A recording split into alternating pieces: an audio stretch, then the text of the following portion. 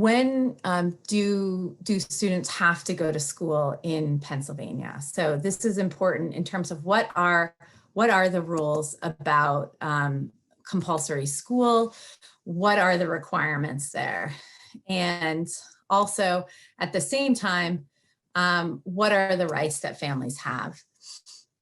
So compulsory school age is when the time period where students are required to be in school. And this actually has changed this school year, not related to COVID. This was a change that was in place based on a change in the law that occurred last year and went into effect this school year, the 2021 school year. So children are now required to be in school from age 6 until they turn 18 or graduate. So in the past, students who were 17 were no longer subject to compulsory. When they turned 17, they were no longer subject to compulsory school age. That has changed this school year. So there's no, for students who were in compliance with the law leaving school last year at 17, there's no exemption now that the law has said 18. So those students need to be in school. And we've heard that there have been some challenges related to that. And also across the state now, children who are 6 are required to be in school. And this was in place in some areas in the state, but not all previously. And just there is also a requirement that if a child is enrolled, many children are enrolled in kindergarten at age 5. If they are enrolled in school, they are subject, even if they're under 6, they're subject to compulsory school unless they're withdrawn from their parent. So a parent just can't stop sending their child to school. They're required to be in school. So there are consequences, and we're going to talk about what some of those are, but really focus on the requirements or the rights and protections that families have. And there are, I know that there are some, people may be asking about, there are some exceptions that exist for students who are working in a farm capacity as well. And so if you think that your student may qualify under one of those exceptions, you can contact the Education Law Center or one of our other groups to talk about whether they might be eligible for those exceptions. But largely the rule is age 6 until 18 or graduation. So I think it's, I'm a lawyer, and so I think it's very important to understand not just what the letter of the law is, but also why we have these laws, because that really helps us to understand what the obligations of schools, of other child serving agencies that are implicated in truancy, and what the obligations of our students and families are. So Act 138, which went into effect in 2016 and made some really significant modifications to attendance and truancy laws, that has a sad history of what led to that act, which is that a mother died when she was serving a 48-hour jail sentence for her child's truancy because she was unable to pay the $2,000 fine. And that death and her jail sentence and whether that could have been prevented with more intervention, that really sparked a debate in Harrisburg. And so it's very important to understand that the purpose of our act, our truancy law now, is to make sure that we're identifying and addressing attendance issues as early as possible. We want to avoid the unintended consequences and the family disruption that could come from a truancy finding and the consequences that come from that. And I'll talk about some of the protections that were put in place because of that, and with that purpose of making sure that we are addressing attendance issues early and not leading to the punitive consequences that could come after that. So Act 138 was in 2016, and Act 39 built upon that in 2018. In addition to the purpose of 138. Some of the changes that happened in 2016 is that schools were not allowed to impose disciplinary consequences. So out of school suspension, transfer, disciplinary reassignment, expulsion for truancy. So punishments are not, schools are not supposed to punish students any, as of 2016 for truancy. And Act 138, the truancy laws, those apply to all LEAs, so all local educational agencies. So that includes charter schools, cyber charter schools, and really significantly, and we're going to talk more about this, is Act 138 required that schools hold a school attendance improvement conference before legal action can be taken. So this is where I'm talking about the purpose is to really intervene and address the barriers that are preventing attendance before it gets to the point where a magistrate or other type of court is involved. Another provision that was added in 138 is to really just look at the absences in the current school year as opposed to absences that may have happened in previous school years. So those are some of the key changes in 2016. In 2018, there were expanded obligations that, or obligations were applied similarly to non-public students, and also, so non-public schools, commonly thought of as private schools, and also the 2018 Act 39 clarified that the rules for charter schools. So what are absences? What are we talking about in Pennsylvania when we're talking about absences? There are two kinds. There's excused and unexcused. Although it's easy to say excused or unexcused, it's not really black or white.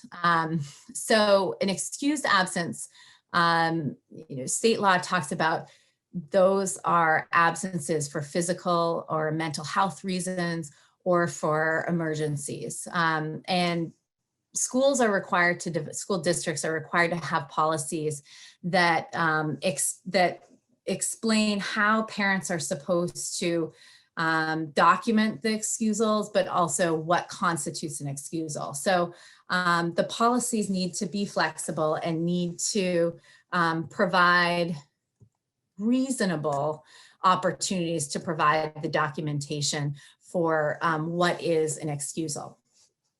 And I think very importantly, for students with disabilities, the policies need to comply with special education laws. They need to comply with the IDEA that creates the laws related to IEPs and Section 504. They cannot discriminate against students with disabilities. So where we have situations where an attendance policy may lead to a consequence where a student who has a disability related need is being wrongly considered absent and not being excused, those policies need to be modified. And that can also happen with how families are supposed to be documenting their excusals as well. So it's important that we are considering what the impact will be to a student with a disability if there's a policy that is having a discriminatory impact.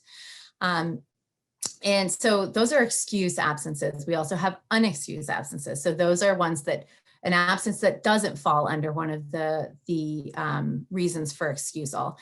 And also an unexcused absence could be one that wasn't properly documented by the parent. And again, that schools are required to give a reasonable allowance for that. But if a family doesn't provide that timely notice, that absence could be considered unexcused. Some schools call an unexcused absence an illegal absence. So in addition to absences, it's important to know about what truancy, what the definition of truancy is. So truant under Pennsylvania law is 3 or more school days of unexcused absences. And there are protections and rights that are triggered when a student has 3 or more school days of unexcused absences. Those absences don't need to be in a row. Habitually truant, and again, there are rules that are triggered based on when a child is habitually truant. That is when it's an additional 3 or more days following when the student is first, or the family is first given notice about truancy. And I'll talk more about that notice in just a moment. So this is where we talk about the protections that are in place for students, not necessarily just, I think a lot of times people think about meeting the truancy definition and triggering consequences, but really we want families to be thinking, or schools to really be shifting that to think, when do we need to be providing more support, especially now in this time of COVID, when we know that the barriers are really significant. And oftentimes the root cause is something that school education professionals really have good tools to try to address those concerns. So there are protections within our law about truancy. And first, I mentioned when a student is truant, so when they have 3 or more unexcused absences, the school needs to send written notice in the family's preferred language within 10 days of that 3rd unexcused absence. So that's the notice that triggers the family to say, this is potentially a concern.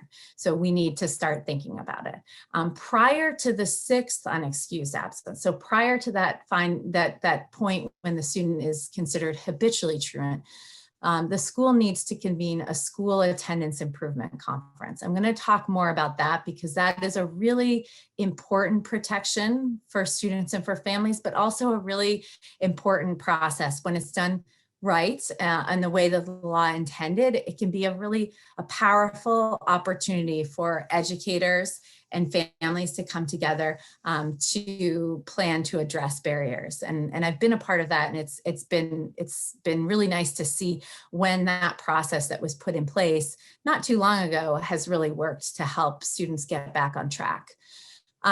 So a school, prior to the school attendance improvement conference that we'll talk more about in just a moment, the school can't take legal action for truancy, can't institute some of the following, the other triggers that we'll talk about in just a moment, until they've held the school attendance improvement conference. That's a first step. And as we talked about before, a protection is that absences can't be used to punish students. And, you know, it does make sense. If you have a child who is having concerns related to absence, it's nonsensical to think that we would suspend that child and not allow them to come to school. So those are protections that are in place for students. Also on this slide, make reference of the Education Law Center's Truancy and School Attendance fact sheet that is available on our resources page, which is at the end. So the School Attendance Improvement Conference, again, it needs to happen no later than the 6th unexcused absence. And the goal of the conference is to identify the barriers with a group that is concerned and has tools to address those attendance issues for the student, and then create a plan that puts together what those tools are going to be, and proactively tries to address the attendance barriers. And the school, when making, and we'll talk about some of those referrals that the schools are required to make at certain points, depending on the student's when the student is habitually truant, they need to provide verification that they have held that school attendance improvement conference. If they don't hold it, then they're not able to go further with legal action until they do hold that. The school attendance improvement conference, the parent and the student must be invited to attend that. They need to be invited in, there need to be given written notice. At least 2 attempts need to be made by phone. And the school needs to document their attempts to contact the parent. although they're required to invite the parent and involve the parent, the conference must go forward even if the parent does not respond. And so they have, and schools can work to try and identify attendance barriers and address them. I think best practice is with the student and with the parent, but they can also be proactively trying to address those if the parent is not in attendance. And the conference also needs to attend others. I think noteworthy is if it's a student with a disability who has an IEP or a Section 504, team members from those, either the IEP team or the Section 504 team, they should be invited, they should be included so that disability related barriers can be identified and addressed through that plan and through those tools that are available there.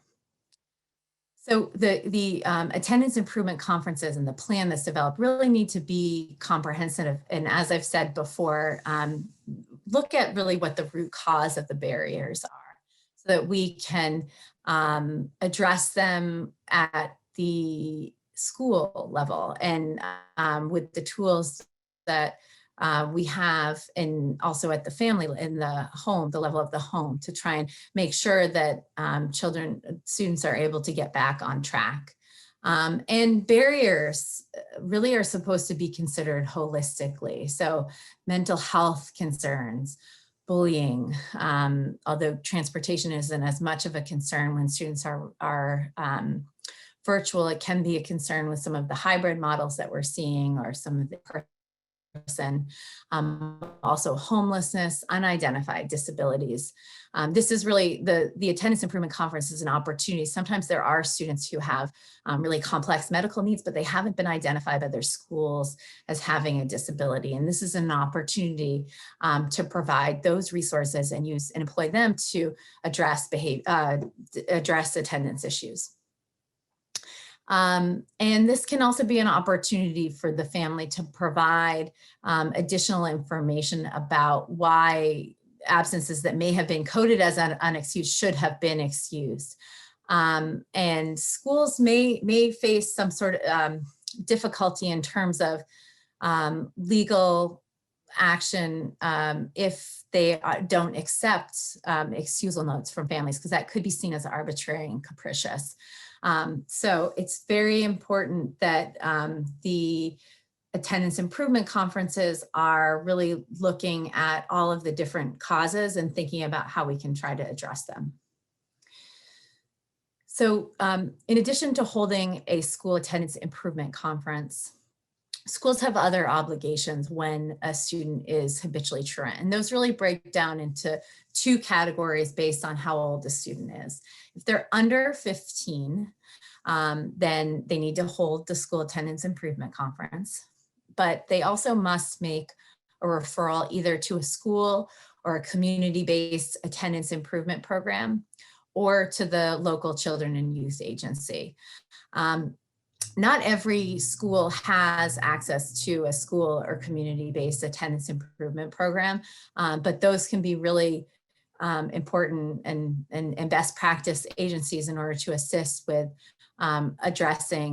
assisting the school and the family to address attendance barriers. They may also the schools may also file a citation against the person who's acting as the student's parent. And then the Children and Youth Agency may file a petition to adjudicate. And you'll see I say the words may because that's really in the law, and there is discretion there on whether those are going to be occurring, as opposed to the must, what they must do. Oops. Sorry about that. I just went past the second. So I said there are some obligations for students who are under 15, but when a student is 15 or above, there are different obligations, similar but different. So in addition to holding the school attendance improvement conference, the school must make a referral to a school or community-based attendance improvement program. And again, I said Not every school has those. Or they must file a citation against the student or the parent in magisterial district court. The school may refer the student to the Children and Youth Agency, and the Children and Youth Agency may file a petition to adjudicate the child as dependent. And also, if they do make a referral to one of those community-based or school-based programs and the student does not attend or has more unexcused absences, that may trigger that referral to CYS. It's really important that you get a copy of your school's attendance policy. And you want to make sure that you understand what is an excused absence, what is not. And that's particularly true when we're talking about virtual and hybrid, as opposed to just in person. And also, it's particularly important that you know that school districts' LEAs can vary. So if you moved and your previous school district had one policy, it may be different in the new, and likely is in the new district. So pay special attention to the excusal note policy, how that process is supposed to take. And those policies need to be consistent with state law, but they can differ. If your child is having attendance barriers and having difficulty with attendance, I think the biggest tip that I have is make sure you have an open line of communication. So one we have on here is contact the school's attendance designee, the person who's in charge of attendance for the school. Make sure that they know that you are taking all the efforts that you can, your best efforts to bridge those barriers, address those barriers, and communicate them. I'm going to skip a bullet and just say, as I said, the communication, it's not just with the attendance designee, but also about other concerns that you may have about access. If you have a child with mental health concerns, if you have a child with a disability, if they are just not able to get out of bed because of concerns with depression or anxiety, communicate that. Let the school know, so that sort of shifts some of the obligation to the school to help you, to see what can be done.